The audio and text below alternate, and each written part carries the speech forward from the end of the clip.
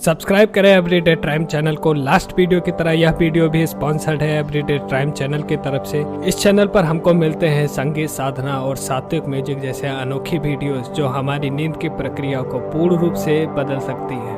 Description में आपको link मिल जाएगा या ऊपर हुए आई बटन को दबाकर आप जा सकते हैं एवरीडे टाइम चैनल पर और एक बार संगीत का लाभ अवश्य उठाइए। जाइए चैनल पर विजिट कीजिए और सब्सक्राइब कीजिए एवरीडे टाइम चैनल। चलिए अब हम श्री कृष्ण के उपदेशों की तरफ अग्रसर होते हैं। राधे राधे।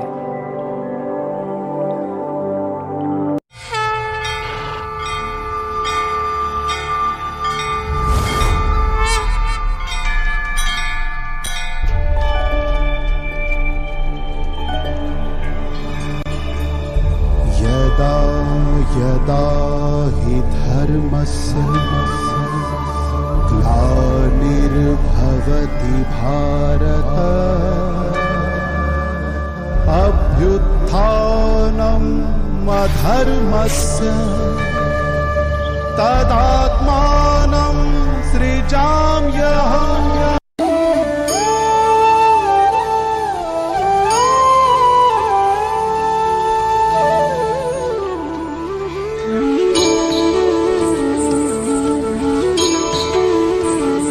कर्म हमारे जीवन का एक अभिन्न भाग है। कर्म सभी करते हैं, परंतु क्या कर्म करने से पूर्व एक बार विचार करते हैं? क्या सोचते हैं कि प्रत्येक क्रिया की प्रतिक्रिया अवश्य होगी और वो किसी और कर्म किसी और फल को जन्म देगी।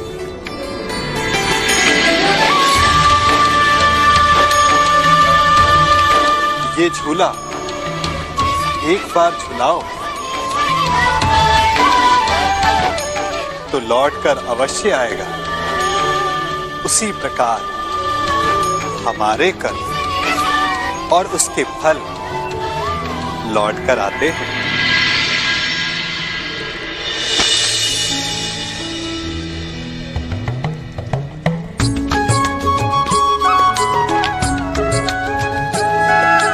फल से स्मरण हुआ, इस वृक्ष के आम बड़े मीठे हैं।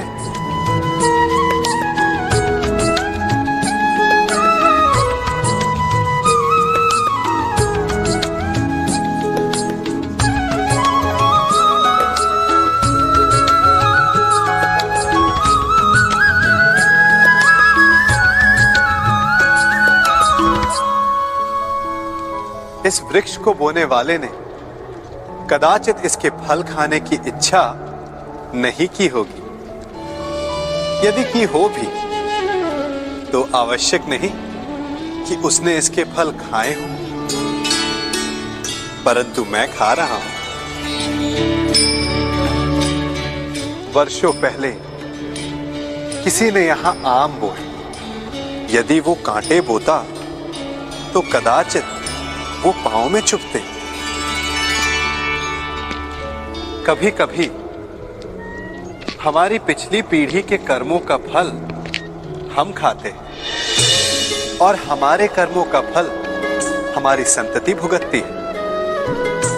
कर्म करते समय फल की चिंता करना ना करना ये प्रत्येक व्यक्ति विशेष का अधिकार है, परंतु वो फल बो रहा है या कांटे, उस पे विचार कर लेना उसका कर्तव्य है। क्योंकि मीठा फल मिलेगा या कांटों का दंश सहना पड़ेगा, तो ये तो आज आपके बोए पर निर्भर करता है। नियति केवल ये निर्धारण करती है कि उसे आप भोगेंगे या आपका भविष्य। कभी किसी के यहां अतिथि बनकर गए हो? क्या अपेक्षाएं होती हैं आपकी? कि आपका स्वागत हो, सम्मान हो, यही ना? अवश्य कि आपका सत्कार करने वाला मन से ऐसा कर रहा है या उसके मन में कोई खोट है। कहीं वो धूर्त तो नहीं? क्योंकि धूर्त का सत्कार भी विनाशकारी ही होता है। फिर से एक प्रश्न उठता है कि धूर्त को पहचाने कैसे? कभी सर्प को देखा है? उसके निकट जाओ तो फुफकारता है, दूर रहने की चेतावनी देता है। और यदि वही सर्प आपके निकट आकर नृत्य करने लगे तो विचित्र नहीं लगेगा आपको? लगेगा ना? उसी प्रकार किसी के स्वभाव में यही विचित्रता आना धूर्तता का लक्षण है। धूर्तता से आपको ठगने वालों का भी सबसे बड़ा लक्षण यही होता है कि वो आपसे अपने स्वभाव के विपरीत व्यवहार करते हैं। जो आपसे अधिक मीठी बातें करे और अत्यधिक विनय दिखाए तो उससे सावधान हो जाइए, क्योंकि मित्र दिखावा नहीं करते और अत्यधिक प्रेम का दिखावा करने वाले मित्र नहीं होते। अति विनयम धूर्तस्य लक्षणम।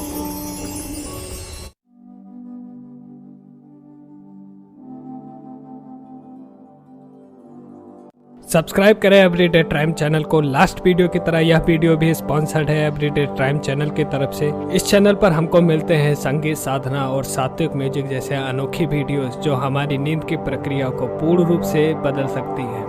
डिस्क्रिप्शन में आपको लिंक मिल जाएगा या ऊपर हुए आई बटन को दबाकर आप जा सकते हैं एवरीडे टाइम चैनल पर और एक बार संगीत का लाभ अवश्य उठाइए। जाइए चैनल पर विजिट कीजिए और सब्सक्राइब कीजिए एवरीडे टाइम चैनल। चलिए अब हम श्री कृष्ण के उपदेशों की तरफ अग्रसर होते हैं। राधे राधे। मनुष्य अपना जीवन विश्वास पर जीता है, परंतु विश्वास किसका? तनिक सोचिए, किस पर विश्वास है आपको? महापुरुषों की कही बातों पर, ग्रंथों में लिखे ज्ञान पर, माता पिता की सीख पर या मित्रों के दिए गए निर्देशों पर, या फिर मेरी कही बातों पर? ये सब विश्वास अपूर्ण है जब तक आपको स्वयं पर विश्वास ना हो। यदि विश्वास करना है तो पहले अविश्वास करने के विज्ञान को भी सीखना चाहिए।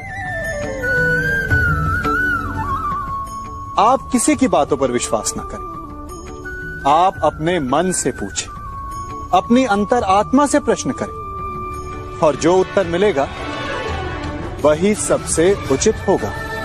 जब आप अपने मन, अपनी अंतर आत्मा पर विश्वास करना सीख जाएंगे तो नीति ज्ञान सब आपके भीतर से स्वतः उमड़ेगा। और यदि आप स्वयं पर ही विश्वास ना कर पाए तो धर्म ग्रंथों में लिखे श्लोक, महापुरुषों की वाणी, माता पिता की सीख या मित्रों का निर्देश कोई भी लाभ नहीं दे पाएगा।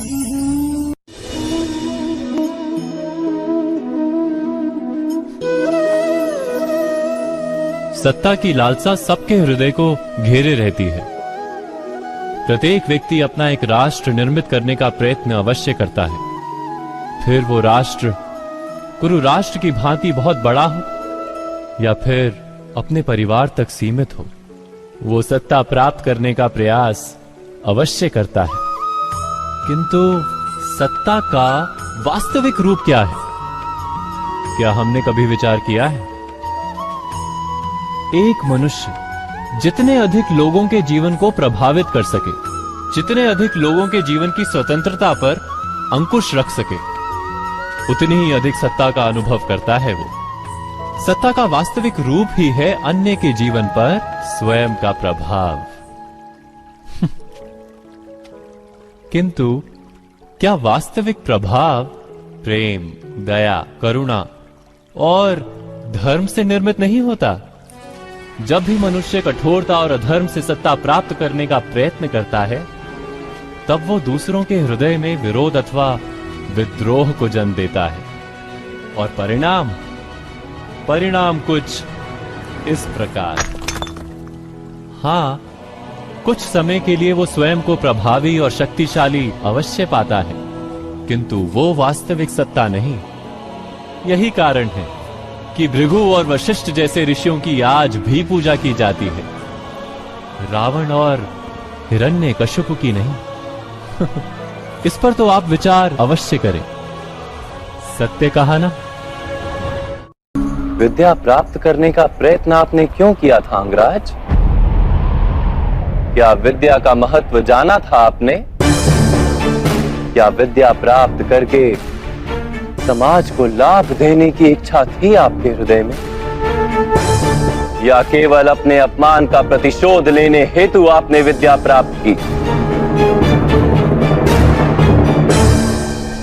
वास्तव में विद्या प्राप्त करने हेतु श्रम की तो आवश्यकता ही नहीं होती, केवल एकाग्रता और समर्पण पर्याप्त है। ज्ञान तो आत्मा का सहज गुण है और आप बुद्धिमान हैं। आप ही बताइए, विद्या ग्रहण करते समय मन एकाग्र क्यों नहीं रहता?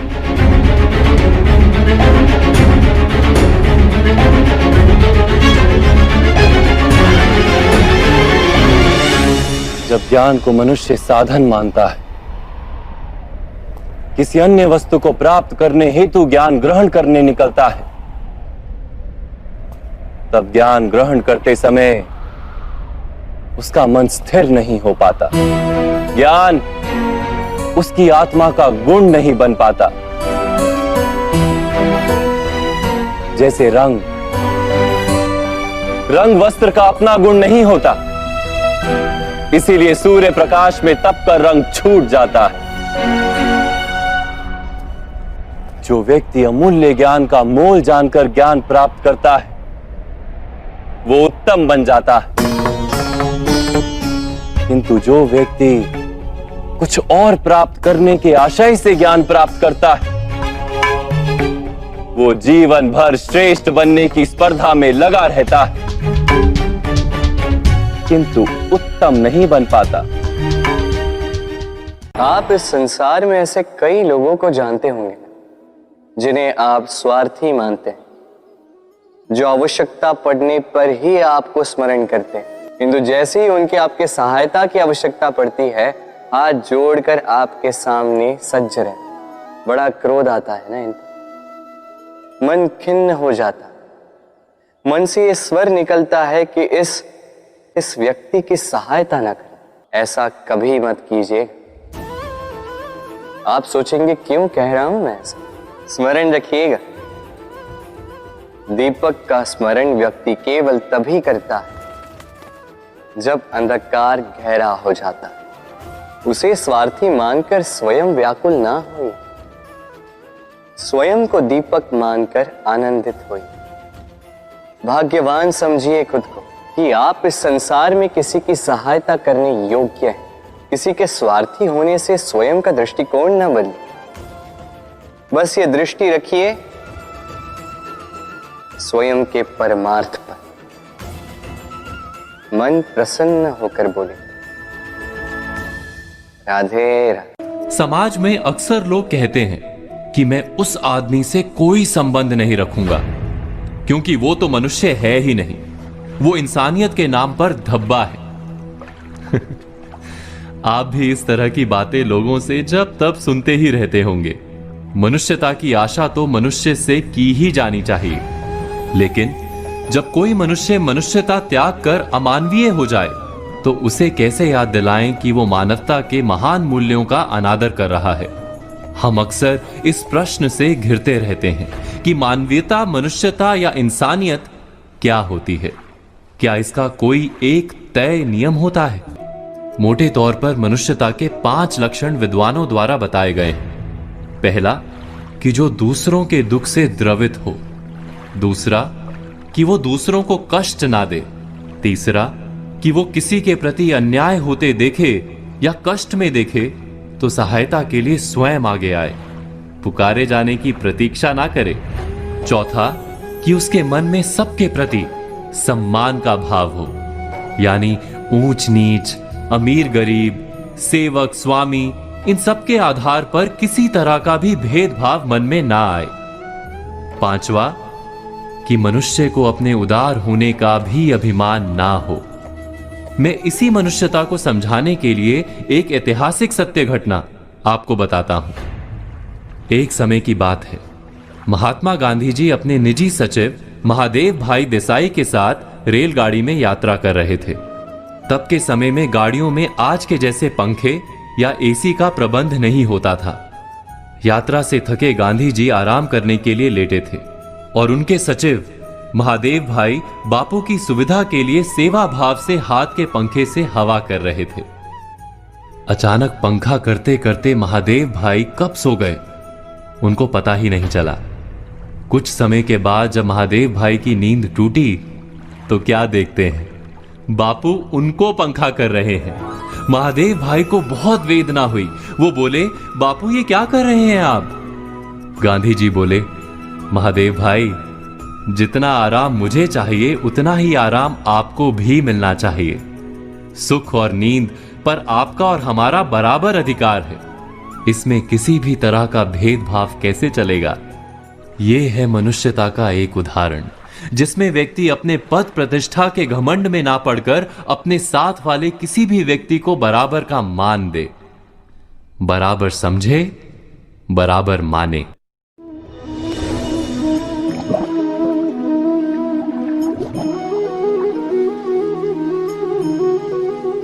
इस संसार में आने वाला प्रत्येक बालक संपूर्णतः संस्कार रहित होता है। उसके अंतर पर ना किसी अच्छे संस्कार के चिन्ह अंकित होते हैं, ना ही बुरे संस्कार के। अर्थात जन्म से बालक में ना कोई गुण होता है और ना ही कोई दोष। तो ये दोष अथवा गुण किस प्रकार प्राप्त होते हैं? क्या हमने कभी विचार किया है? जो बात माता पिता के मुख से निरंतर सुनी जाती है, वही बात उनकी संतानों के हृदय का संस्कार बनती है। जैसे किसी गांव में नदी तट तक एक पगडंडी बन जाती है केवल उस मार्ग पर बार बार चलने के कारण। अर्थात माता पिता के हृदय की इच्छाएं उनकी संतानों के हृदय का दोष अथवा गुण बनकर जन्म लेती हैं। क्या ये सत्य नहीं?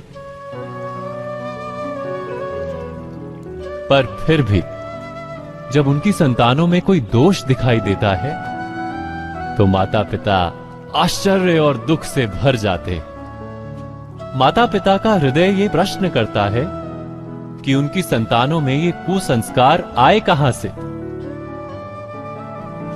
सत्य तो यही है कि माता पिता अपनी संतानों को अनजाने में ही कुसंस्कार के बीज दे देते हैं, जो उनके संतानों की हृदय भूमि पर कुसंस्कार का वृक्ष बनकर उगता है।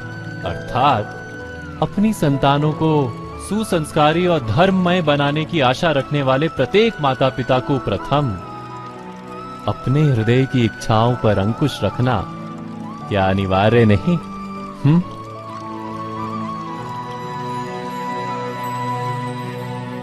प्रत्येक माता पिता इस पर विचार अवश्य कीजिएगा। हम सबके जीवन में एक समस्या अवश्य आती है कि किसके समक्ष झुका जाए और किसके समक्ष ना झुका जाए।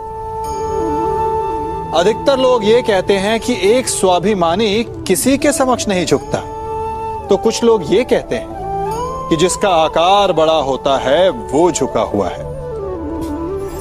विभिन्न मत हैं इस विषय में, परंतु सत्य क्या है?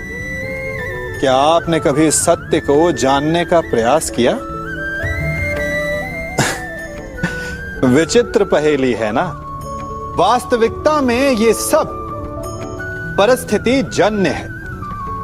परिस्थिति के अनुसार झुकना भी उचित है और परिस्थिति के अनुसार ना झुकना भी। यदि आपको ऐसा लगे कि ये बात अनुचित है, आपके मन, आपकी आत्मा से ये स्वर उठे कि ये अनुचित है, तो ना झुकिए। ऐसा करना आपकी आत्मा को उठा देगा। और यदि आपको ऐसा लगे कि किसी की बात उचित है, परंतु अपनी आयु, अपने पद, अपने अहंकार के कारण उस बात को आप मान नहीं पा रहे, तो तुरंत नतमस्तक हो जाइए, तुरंत झुक जाइए, क्योंकि ऐसा करने से आपके अहंकार का आकार कम हो जाएगा और आपके व्यक्तित्व का कद और बढ़ जाएगा। क्या कर रहा हूं मैं? दर्पण में देख रहा हूं। आप लोग भी प्रतिदिन देखते होंगे, परंतु प्रतिदिन अपना मुख देखने के बाद भी उस पर लिखी एक बड़ी सीख देखना भूल जाते हैं। अब आप कहेंगे कैसी सीख? तो जाइए, एक बार फिर से दर्पण के सामने जाइए और मुख खोलकर देखिए, क्या दिखेगा? दंत पंक्ति और जीभा, है ना?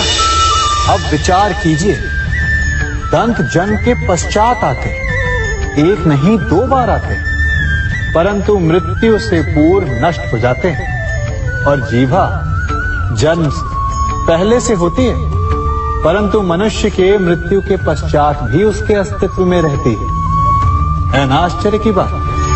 दंत कठोर होते हैं, जीभा कोमल, परंतु फिर भी दंत नष्ट हो जाते हैं, जीभा नहीं होती।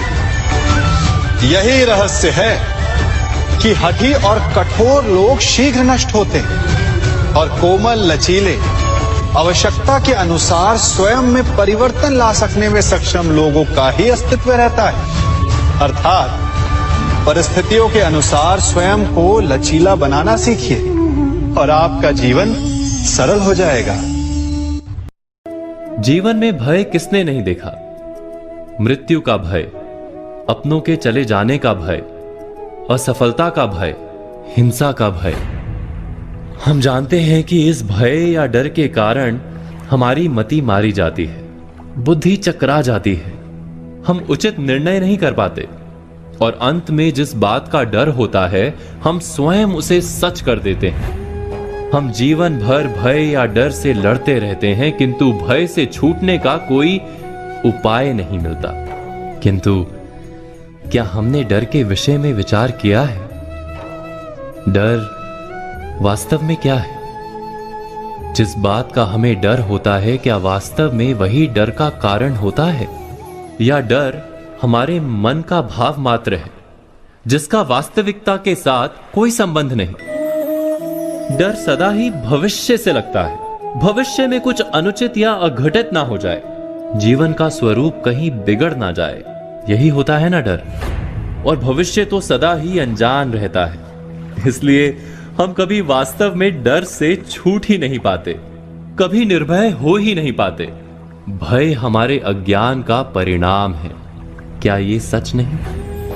गहराई से विचार करने पर हम तुरंत ही जान पाएंगे कि हम जिस अघटित या अनुचित की चिंता में रहते हैं वैसा हमेशा तो होता ही नहीं।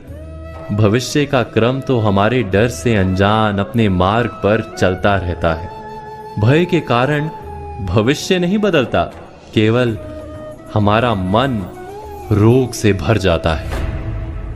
किंतु हमारा मन यदि स्वस्थ रहे, हृदय यदि स्थिर रह पाए, तो हम संकट को पराजित कर सकते हैं और जीने का सुख प्राप्त कर सकते हैं। भयभीत मन सुख मिलने पर भी भोग नहीं सकता। जिस क्षण हमें ज्ञान हो जाता है कि भविष्य पर हमारा अंकुश नहीं किंतु अपने मन पर अवश्य अंकुश है, उसी क्षण हम भय को पराजित करके निर्भय बन सकते हैं। केवल इतना ही ज्ञान आवश्यक है कि भय किसी परिस्थिति का नाम नहीं, हमारी मनस्थिति का नाम है।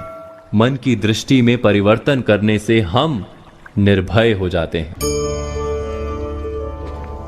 एक पिता होने के नाते आप अपनी संतान के लिए क्या करते हैं? उसके लिए बहुत सारी सुविधाएं जुटाते, बहुत सारा धन कमाते, है ना? और क्या आपको ऐसा लगता है कि यही उचित है आपकी संतान के लिए? इस पंछी को देख रहे हैं,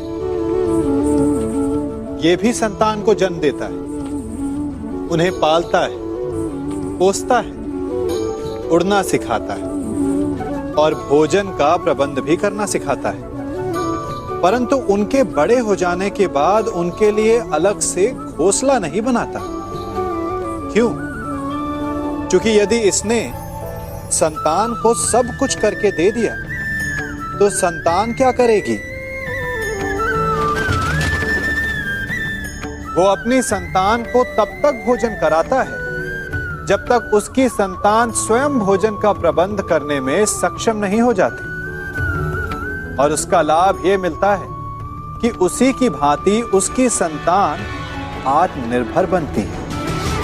इसलिए अपनी संतान को उतनी ही सुविधाएं दें जितनी आवश्यक हैं। मोह को त्यागें। आपका उनसे मोह उन्हें कभी आत्मनिर्भर नहीं बनने देगा।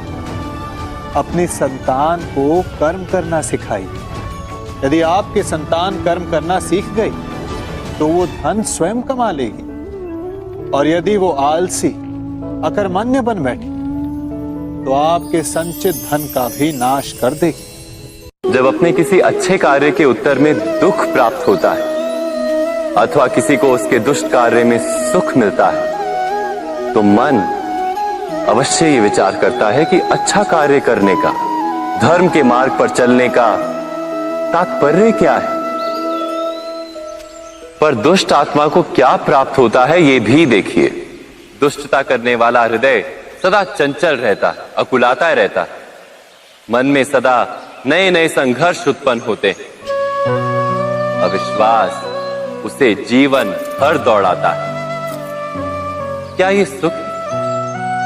जबकि धर्म पे चलने वाले, अच्छा कार्य करने वाले, सच्चरित्र व्यक्ति का हृदय शांत रहता है। परिस्थितियां उसके जीवन के सुख में बाधा नहीं बनती। समाज में सम्मान और मन में संतोष रहता है सदा। अर्थात अच्छा बर्ताव भविष्य में किसी सुख का मार्ग नहीं। अच्छा बर्ताव स्वयं सुख, अथवा बुरा बर्ताव भविष्य में किसी दुख का मार्ग नहीं। अधर्म उसी क्षण दुख उत्पन्न करता है। धर्म से सुख नहीं, धर्म स्वयं सुख। असमंजस में होंगे ना कि मैं क्या कर रहा हूं, क्या लिख रहा हूं, देखना चाहेंगे? अब आप सोच रहे होंगे कि मैं माटी पे माटी क्यों लिख रहा हूं। इसके पीछे एक बड़ा कारण, किंतु वो बताने से पूर्व तनिक मुझे पानी पे पानी तो लिखने दीजिए।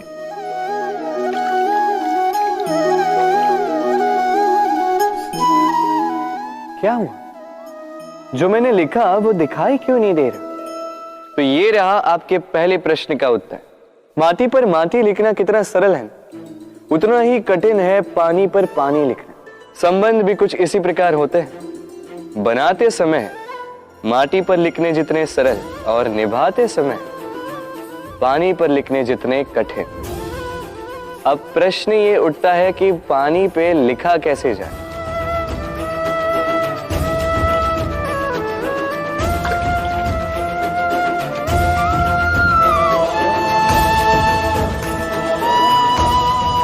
इस प्रकार ये पाषाण जल की सतह से होते हुए जल में समा गए।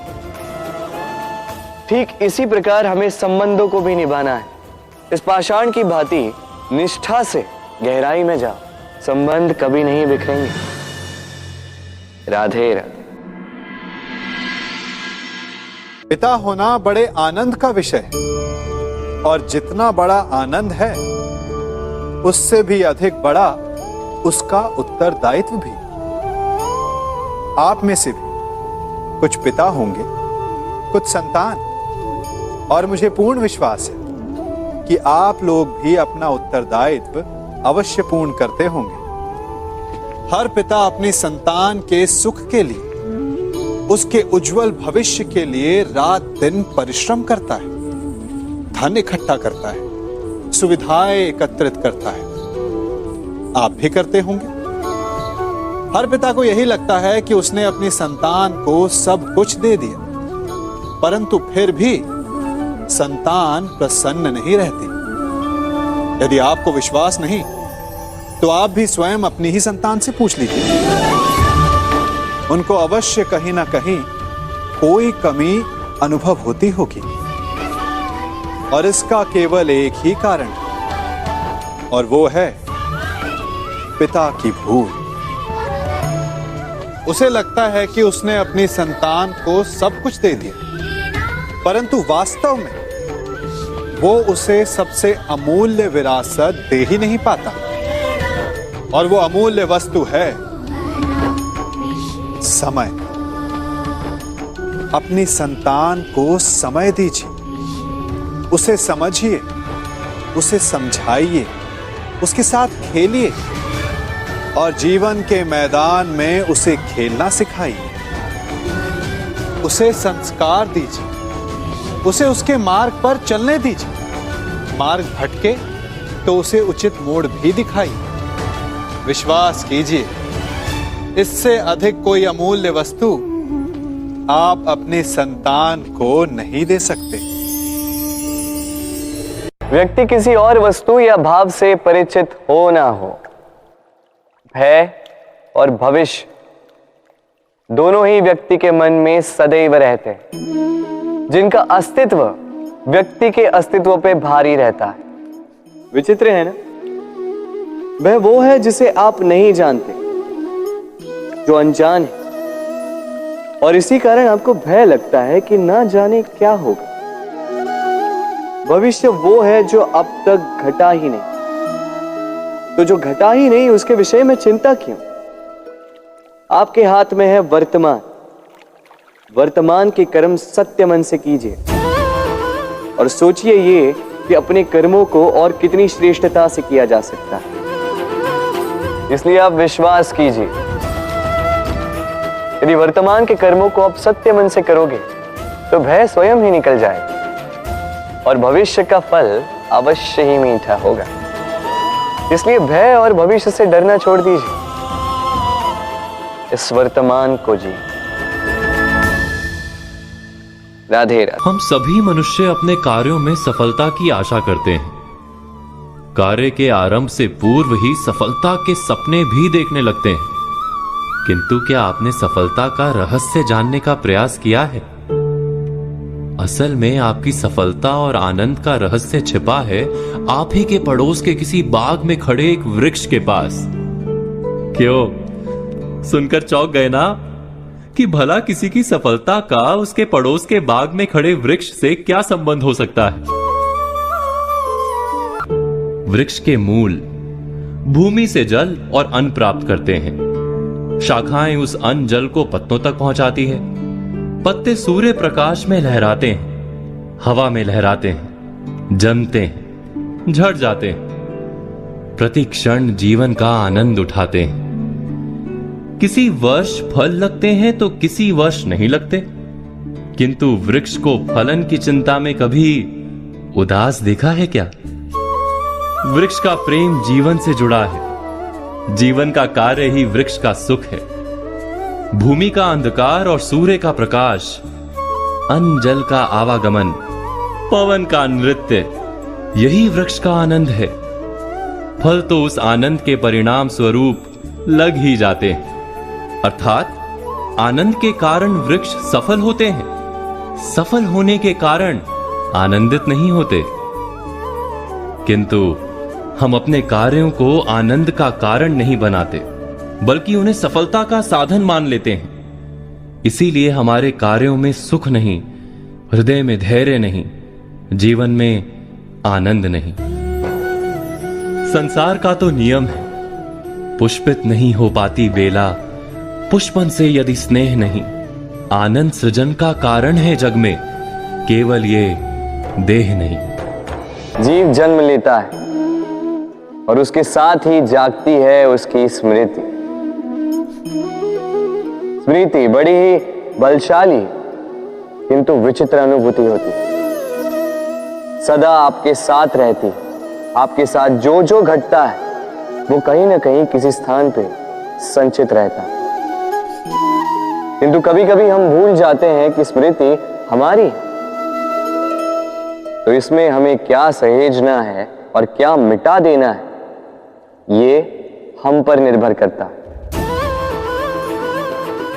इस जीवन में क्या सहेजना चाहिए?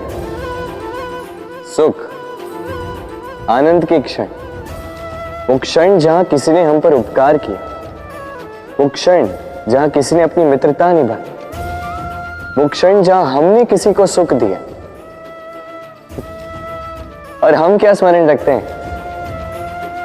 अपने दुख, पीड़ाएं। वो क्षण जहां किसी ने हमारे साथ कुछ बुरा किया, वो क्षण जहां किसी ने शत्रुता निभाई। और फिर यही स्मृतियां हमें प्रेरित करती है प्रतिकार के लिए। इसलिए हमें क्या भूलना है और हमें क्या स्मरण रखना है, ये हम पर निर्भर करता है।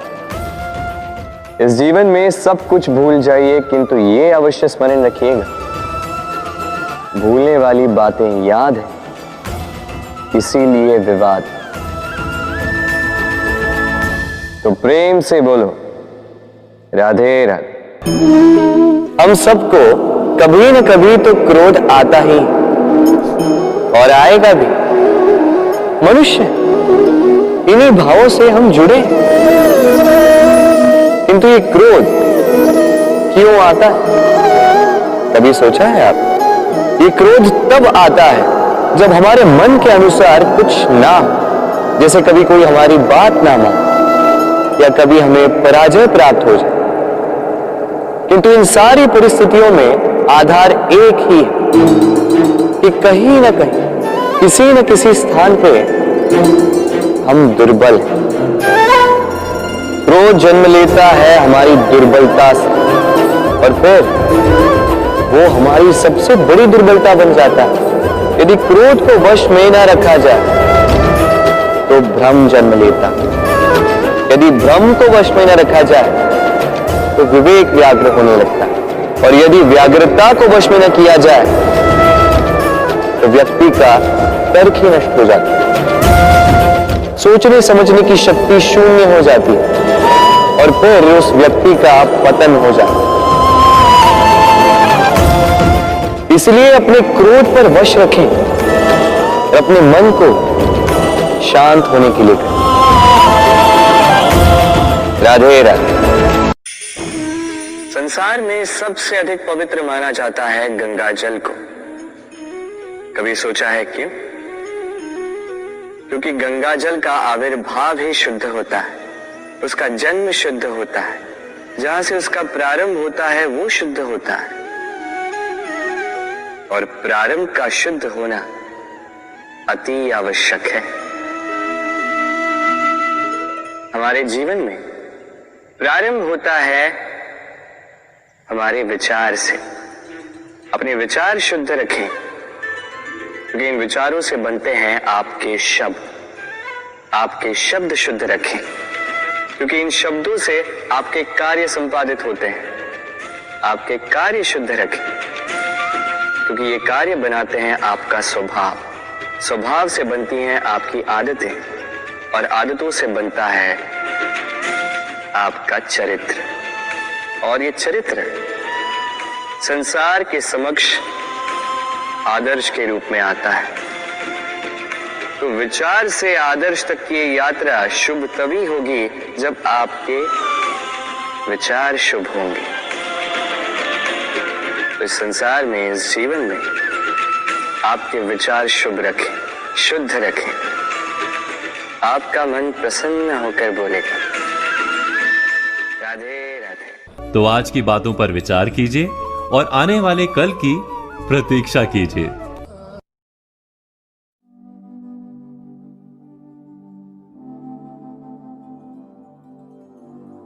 सब्सक्राइब करें एवरीडे टाइम चैनल को। लास्ट वीडियो की तरह यह वीडियो भी स्पॉन्सर्ड है एवरीडे टाइम चैनल की तरफ से। इस चैनल पर हमको मिलते हैं संगीत, साधना और सात्विक म्यूजिक जैसे अनोखी वीडियोस जो हमारी नींद की प्रक्रिया को पूर्ण रूप से बदल सकती है। डिस्क्रिप्शन में आपको लिंक मिल जाएगा या ऊपर हुए आई बटन को दबाकर आप जा सकते हैं एवरीडे टाइम चैनल पर और एक बार संगीत का लाभ अवश्य उठाइए। जाइए चैनल पर विजिट कीजिए और सब्सक्राइब कीजिए एवरीडे टाइम चैनल। चलिए अब हम श्री कृष्ण के उपदेशों की तरफ अग्रसर होते हैं। राधे राधे।